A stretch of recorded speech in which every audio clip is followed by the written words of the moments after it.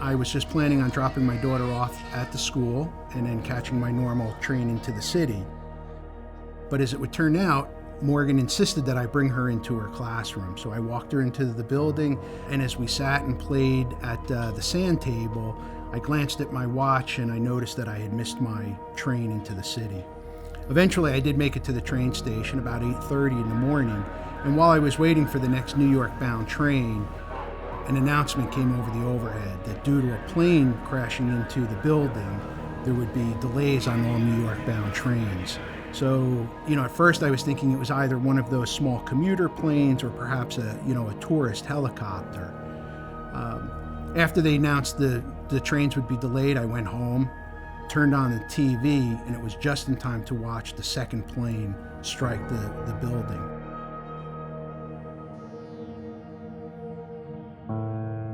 My wife always says that she was thankful that I was not in the city on September 11, 2001, because she knows that even if I had survived the initial attack, I would have been running into the building to help others evacuate.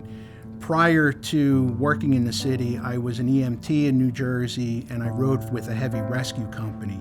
So I just had that nature of wanting to help in times of crisis. My office building was directly across from the World Trade Center. And although the building was damaged in the attack, they did eventually let us back in to the building. And from my office, there was always the constant hum of jackhammers or construction equipment in the background. But at times, the site would go totally silent. And those were the most difficult times.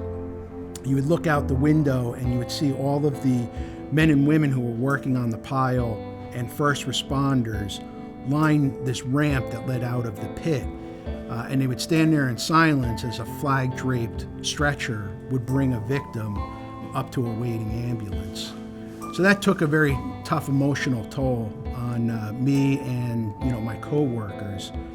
It also gave me kind of pause to say I really need to re-enlist as a first responder.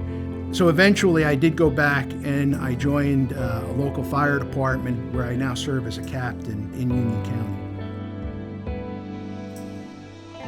412 first responders lost their lives that day.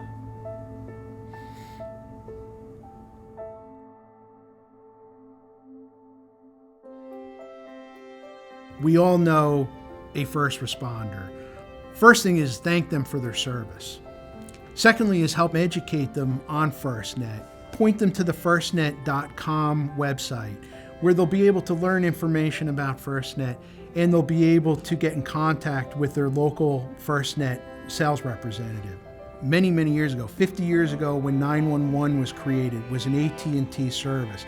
And we've been able to support and serve the first responder community over those 50 years. This is the next chapter of that evolution. We should all take pride in what we're doing here.